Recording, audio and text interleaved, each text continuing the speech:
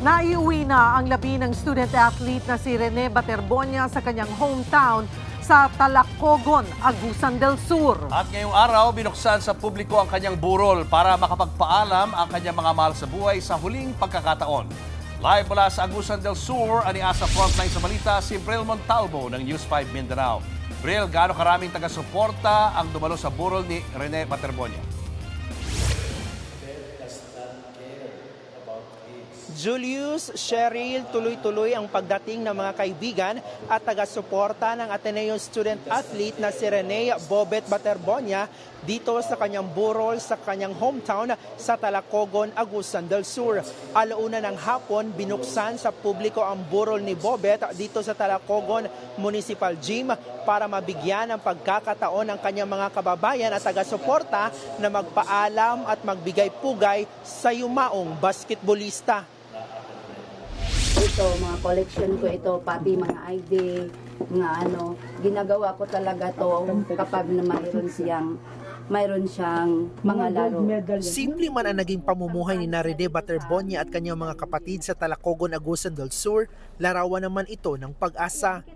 Ang kanilang bahay, hitik sa mga medalya at parangal sa basketbolista na bata pa raw ay nakita na ng potensyal. Sabi niya, ma, suportahan mo lang ako sa gusto kong talento. Kasi pag marating ko yung pangarap ko na makalaro ako sa malalaking league, papakita ko talaga kung sino ako.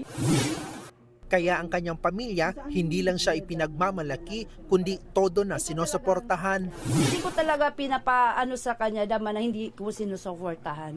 Pero pag nanalo naman? Pag matalo man o manalo. Pag mananalo, wow, congrats na. Ganyan talaga. Tapos magsasabi lang siya nga, thank you ma, thank you ma. Si Bobet, sinuklian ng pagpapahalaga ang kanyang ina. Lahat ng niya, yung mga uniform, ito, mga medal, di na yan ibibigay ko. Like, may bago siyang uniform, tapos mahalaga, like palarong pambansa, yung malalaking hangga. Hindi na niya yun ibibigay sa iba. Kasi sabi niya, hindi ko ito ibibigay sa inyo, original to, kay mama to. Binibigay niya sa akin.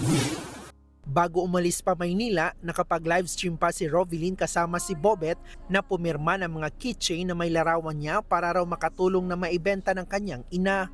Number 2 ang jersey number ni Bobet. Ayon sa kanyang ina, simple lang ang dahilan.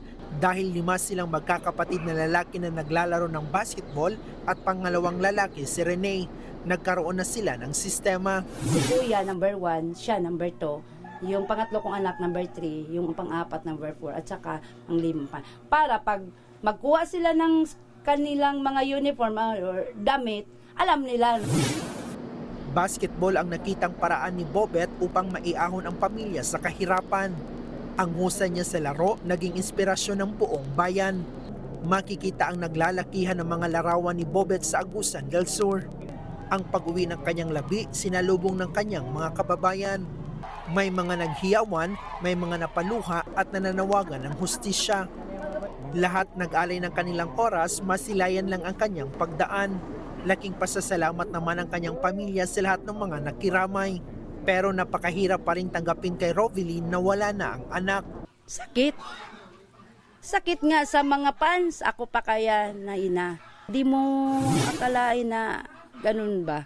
Yung pinalaki mo ng maayos, inaalaga mo ng maayos, inaruga mo kahit konti, inalagaan talaga. Tapos mawala ng isang kidlap lang. Ngayong wala na si Bobet, nangako ang kanyang ina na itutuloy niya ang pagtupad sa mga pangarap ng yumaong anak. Anak, kung naririnig mo ako, siguro alam mo naman kung ano ang pangarap natin, hindi lang para sa iyo at para sa akin, kundi sa buong pamilya natin. Alam ko na mahirap man gawin, pero kayanin ko at ipatupad ko yon sa mga kapatid mo na iwan.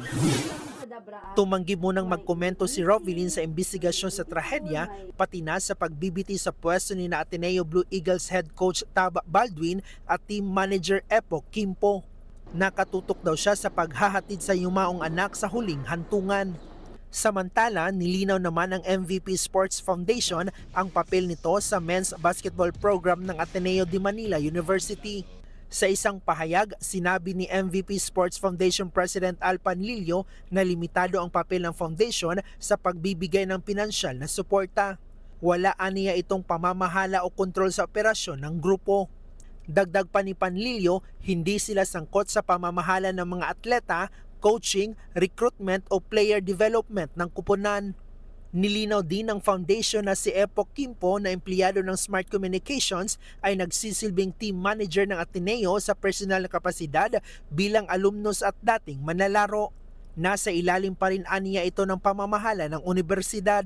Iginiit din ng MVPSF na layunin nilang suportahan ang paghubog ng mga atletang Pilipino at kaisa daw sila sa pagbibigay linaw sa buong katotohanan sa nangyaring trahedya.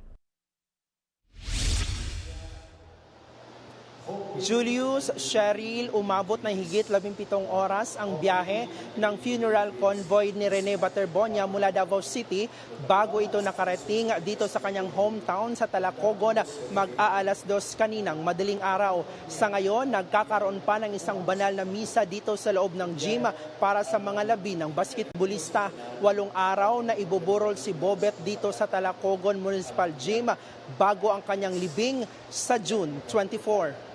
Yan muna ang latest. Balik sa inyo. Maraming salamat, Bril Montalvo. Mga kapatid, Julius Babaw po.